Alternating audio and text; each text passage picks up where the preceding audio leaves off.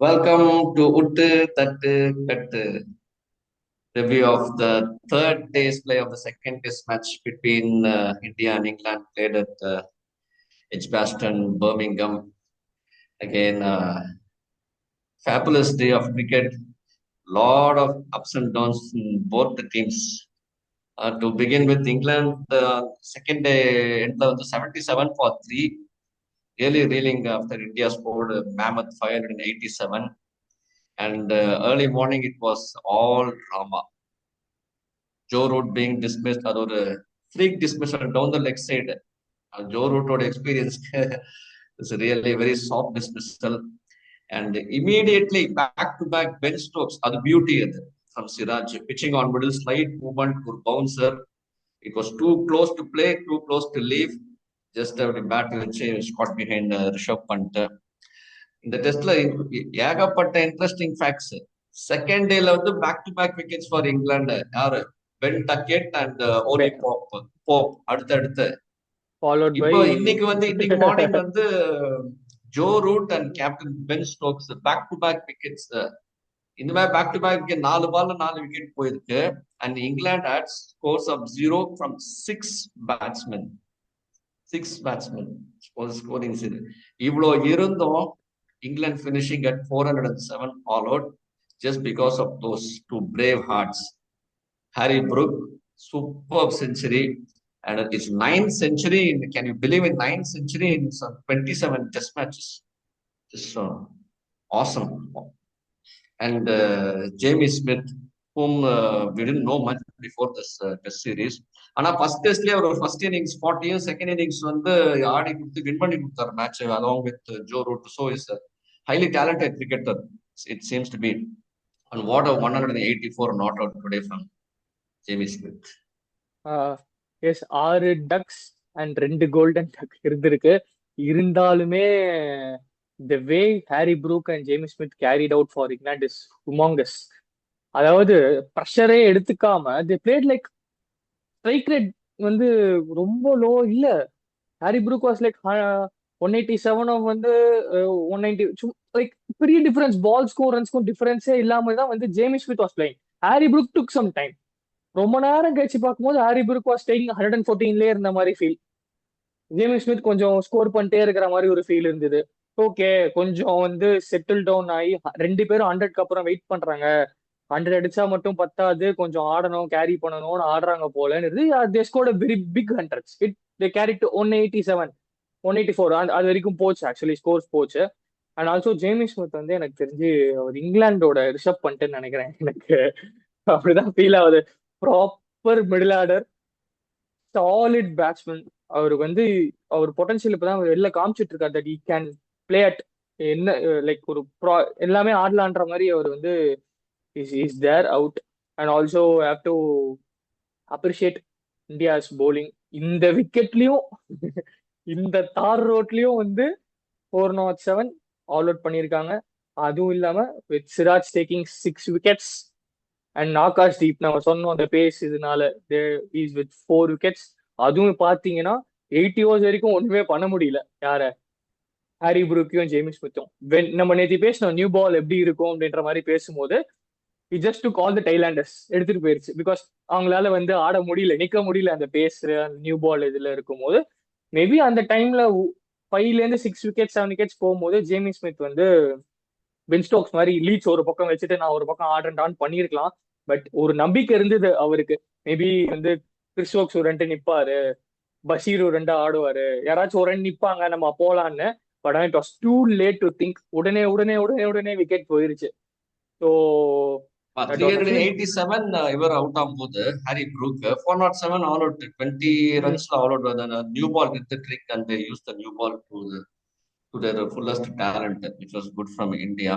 But morning பார்த்தா early morning கொஞ்சம் அந்த ball was moving through the air, both in swing சரி out swing சரி. But once it stopped those movement ball, அப்புறம் maybe we can say it was some bad bowling and great batting from England. ரெண்டு combination of Prasidh Krishna, I don't know what happened. Too much wavered, short balls. Jamie Smith வந்து முக்கியமா settle ஆகி அப்படி counter attack பண்ணதுக்கு Prasidh Krishna really help. ஒரு over the score 23 runs of Prasidh Krishna. Test cricket 23 runs in over is something unusual. Of course Bumrah 30 runs plus அடிச்சிருக்காரு இதே இங்கிலாந்துல. But வந்து அதெல்லாம் வெறும் rare occasion. But Prasidh Krishna gave the way to England for them to really counter attack. Jamie Smith பிரிச்சு மேய்ச்சார் அந்த over. என்ன பேட்டிங்! 6 ஓவர் ஸ்கொயர் லெக், அப்புறம் ஃபுல் 4. அதுக்கப்புறம் அவங்க they never stopped scoring that rate. 89.5 overs only they took to score 407.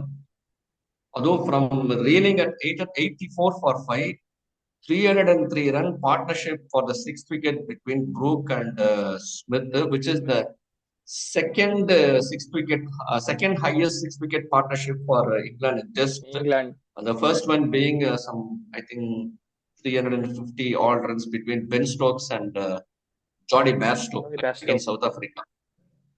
யா, அதுவும் இல்லாம Smith and ப்ரூக்கோட intention வந்து டோட்டலா எப்படி இருந்ததுன்னா, ஒரு பால் கூட அவங்க லீவ் பண்ணல.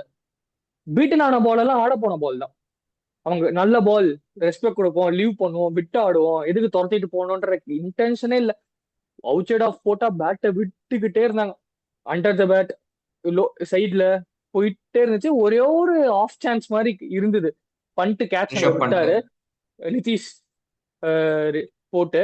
பட் ஆனா அது கொஞ்சம் பால் பவுன்ஸ் இல்லாதனால கேரி ஆனதாலுமே ரொம்ப லோவா இருந்தது. அதை ஆன்டிசிபேட் பண்ணல, அது ஒண்ணுதான் இதனால. மற்றபடி their intention was so pure. நான் எல்லா பாலும் பேட்ல ஆடுவேன், எல்லா பாலும் துரத்துவேன், எல்லா பாலும் நான் வந்து என்ன பண்ணுவேன்னா ஆடிட்டே இருப்பேன்ற மாதிரி ப்ராப்பரா ஃபீல்ட் செட் வச்சாங்க. இங்கதான் ஆட போறோம், இங்கதான் நேரா கையிலே அடிச்சு ஒரு 5 to 6 overs. நான் சொன்னேன்ல, 100 ரன்ஸ்க்கு அப்புறம் கொஞ்சம் ஸ்லோ டவுன் ஆச்சு அவங்க ரன்ஸ் ஸ்கோர் பண்றது. 100 அடிக்குமே வந்த ஒரு இன்டென்ஷன் 100க்கு அப்புறம் வந்து மேபி நான் நினைச்சேன் சரி அவங்க மைண்ட் போட்டு ஆடுறாங்களோன்னு. இல்ல, அவங்களுக்கு படல ஆக்சுவலி பார்த்தா. அதுவும் ஒண்ணு இருந்தது, மைண்ட் போட்டு சரி ஸ்லோவான. பட் ஆனா ஒரு பாயிண்ட்க்கு அப்புறம் India was able to come back. இந்த நியூ பால் நிஜமா ஹெல்ப் பண்ணிருக்கு. And England is so grateful for the 2 batsmen actually. Team is absolutely mentally very strong. நீ வந்து 84 for 5 ல இருந்து 587 பார்த்தா அப்படியே தோத்து போயிடும். mentally will lose the match. இல்ல ஆனா அதுவும் they were இல்லாம mentally ஒரு so strong, both the batsmen. இல்ல சாரி, அதுவும் இல்லாம ஸ்மித் ஒரு நாள் ஃபுல்லா கீப்பிங் பண்ணிருக்காரு, ஒரு நாள் ஃபுல்லா பேட்டிங் ஆஹ் ஆடிருக்காரு. திரும்ப அகைன் இஸ் நவ் கீப்பிங் போது ஹியூமன் தானே. எப்படி அது என்னதான் வில் சே ஃபிட்டா இருக்கணும், இப்படி இருக்கணும், அது முடியாது.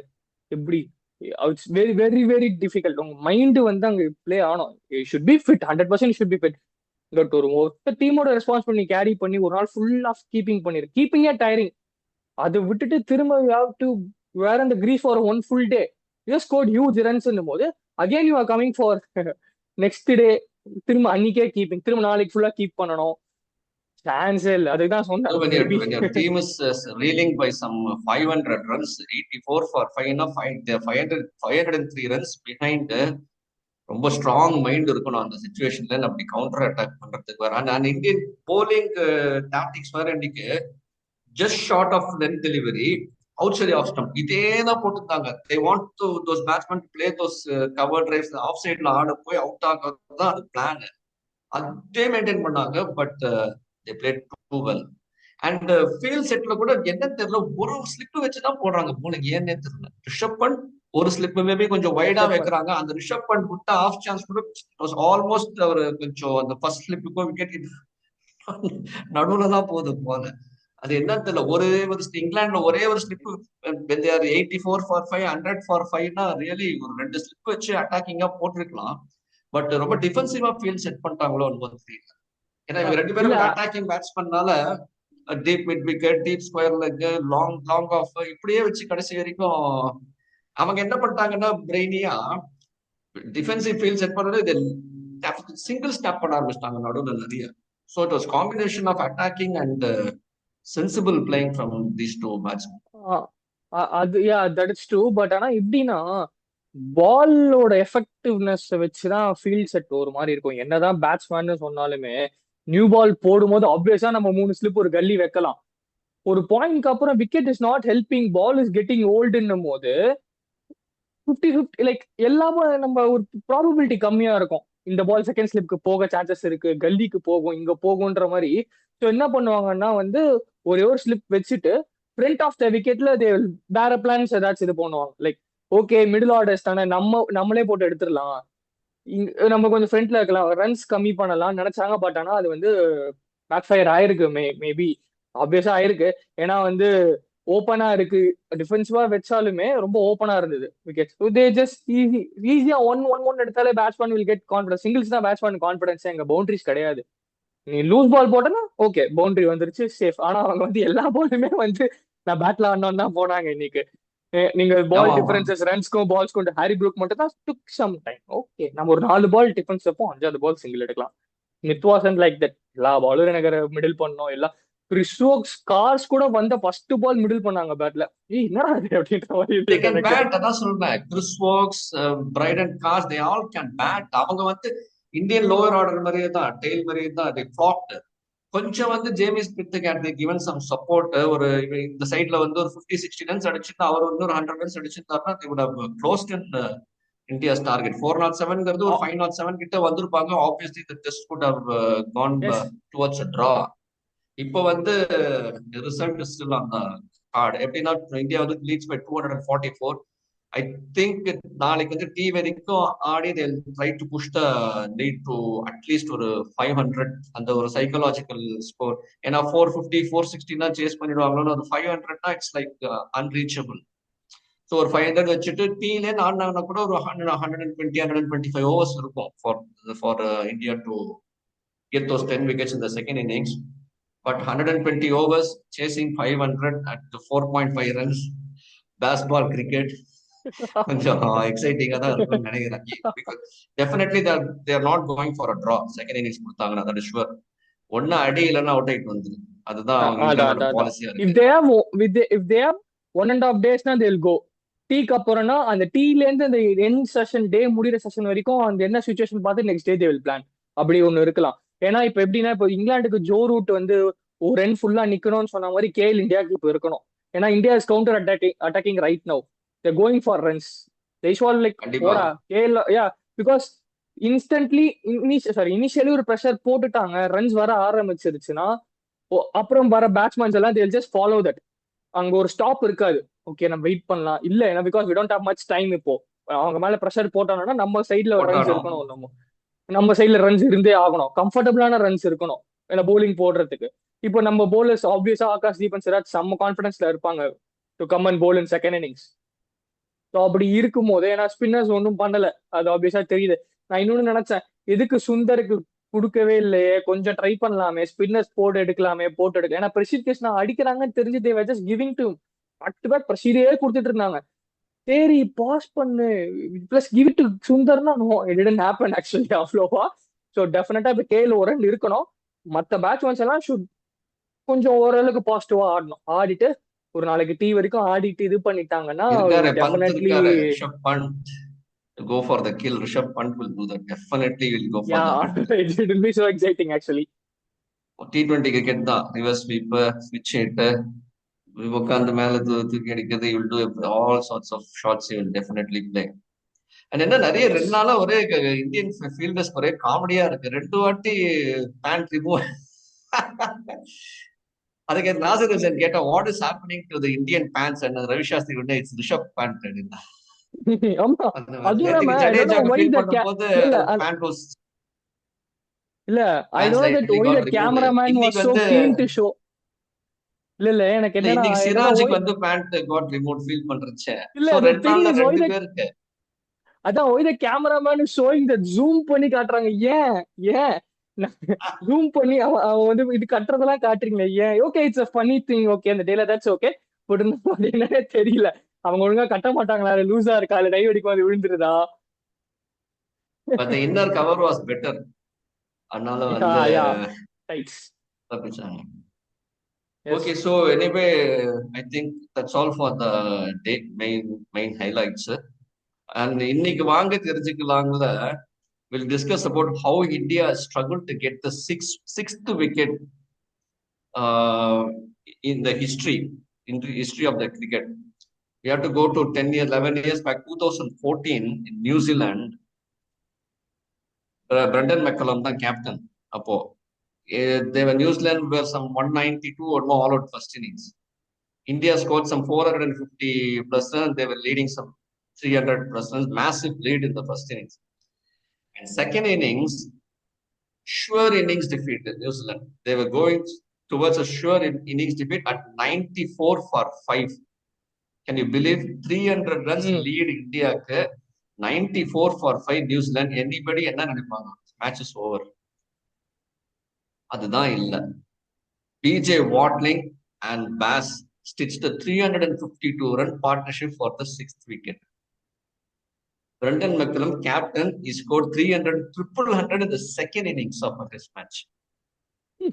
Wow They had India had Zahir Khan, Ashwin, எல்லாமே இருந்தும் that's such a superb batting display. And Jimmy Neesham also scored a century. Yeah And eventually they saved the test match. Second inningsல வந்து Virat Kohli scored a century. It all happened. எதுக்கு இதை இன்ஃபர்மேஷனா சொல்ல வரேன்னா they always Indian test history எடுத்தா first 5 wickets சீக்கிரமா எடுத்துருவாங்க.